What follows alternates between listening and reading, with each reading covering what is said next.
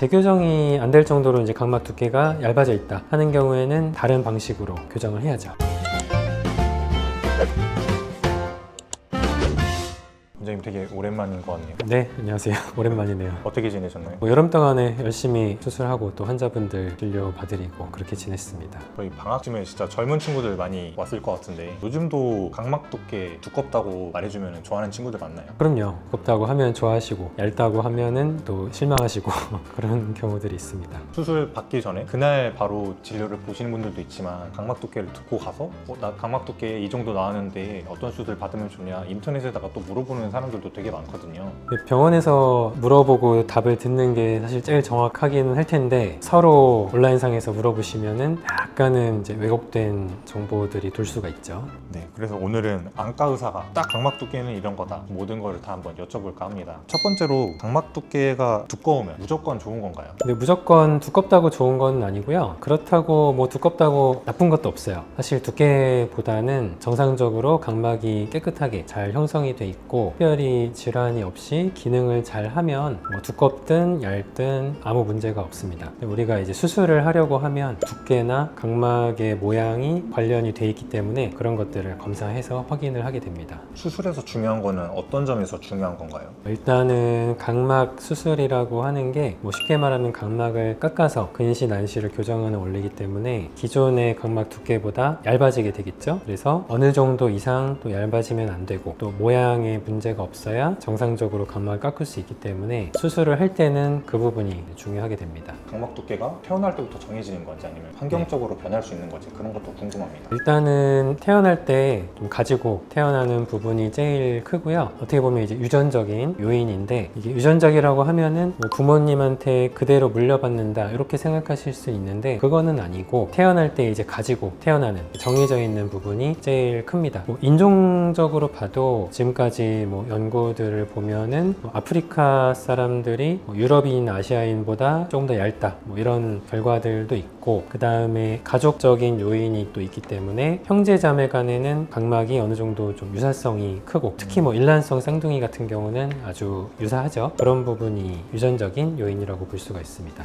또 환경적으로는 어떤 변화가 있을 수 있을까요? 제일 큰 거는 일단은 렌즈의 영향이 제일 크고요. 근데 렌즈를 계속 낀다고 계속 얇아지는 건 아니고 초기에 단기간 꼈을 때는 오히려 산소 공급이 부족해지면서 미세하게 각막이 좀 붓는 변화가 오게 돼요. 물론 이런 것들은 이제 육안으로는 구별이 안 됩니다. 검사를 해보면 미세하게 차이가 있고 그 다음에 긴 시간 동안 뭐 몇 년 이상 장기적으로 렌즈를 끼는 분들 있죠. 그런 분들은 장기적인 변화가 오면서 미세하게 각막이 좀 이렇게 얇아질 수가 있어요. 뭐 그렇다고 뭐 크게 확 차이가 나고 육안으로 또 차이가 나고 이런 거는 아니고 뭐 아주 미세한 변화이기 때문에 수술하는데도 뭐 크게 영향을 주진 않습니다. 환경적으로 렌즈 착용이나 그런 거에 의해서 줄어드는 그런 각막들은 다시 회복은 안 되나요? 그렇죠. 어느 정도 이제 변화가 오면서 각막이 좀 변형이 된다 생각하시면 되는데 뭐 변형이 된다고 해서 다 문제가 있는 건 아니기 때문에 그냥 정상 범위에서 약간의 변형이 온다 이렇게 생각하시면 되고 또 간혹 렌즈를 착용하면서 관리가 잘 안 돼서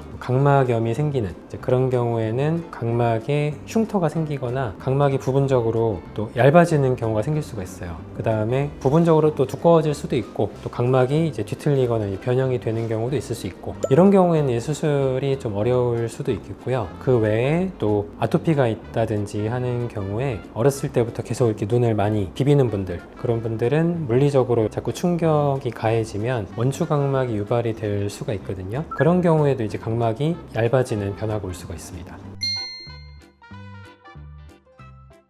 원추각막은 기본적으로 각막이 얇아지는 그 다음에 돌출이 되는 이런 변화가 동시에 오는 질환이고요. 아주 초기 변화가 있을 때는 모양은 변하지만 두께는 얇아지지 않다가 진행이 되면은 점점 돌출이 되면서 각막이 얇아져요. 그런 변화 자체를 원추각막이라고 하는 거죠.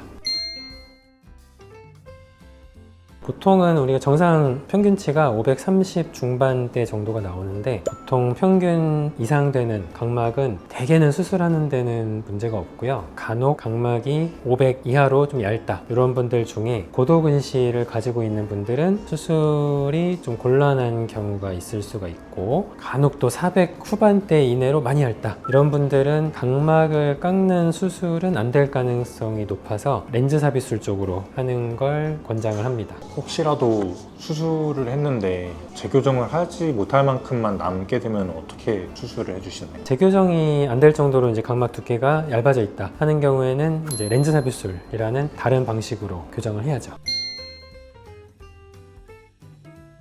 렌즈 삽입술은 각막을 전혀 깎지 않고 눈 속에 렌즈만 넣는 수술이기 때문에 각막이 얇은 분들은 아예 처음부터 렌즈 삽입술을 하는 경우들이 있고, 그다음에 한 번 수술을 한 후에 혹시나 근시 퇴행이 와서 재교정이 필요한 경우에도 문제없이 렌즈 삽입술은 다 가능합니다.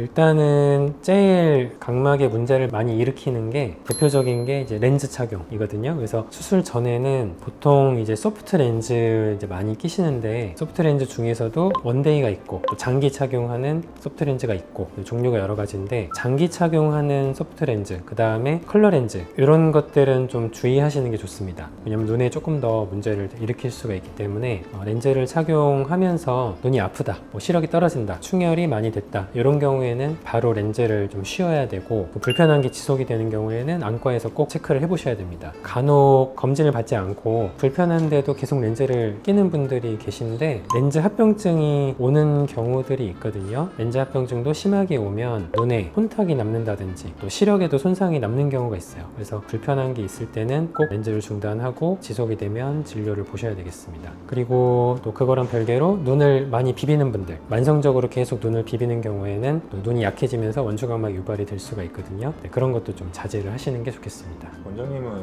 눈 비비고 싶으면 어떻게 하시나요? 저는 안 비빕니다. 저는 눈을 비비진 않고, 뭔가 불편한 게 있을 때는 대부분은 인공 눈물을 넣어주면 눈이 좀 편해지기 때문에 그런 경우에는 인공 눈물을 자주 써주시면 되겠고, 간혹 눈이 이제 가려워서 비비는 분들은 알러지, 결막염, 염증 때문에 그렇거든요. 그런 경우에는 안과에서 진료를 보시고 안약을 처방받아서 쓰고, 간혹 이제 심할 때는 냉찜질을 한다든지 이런 것도 도움이 되겠습니다.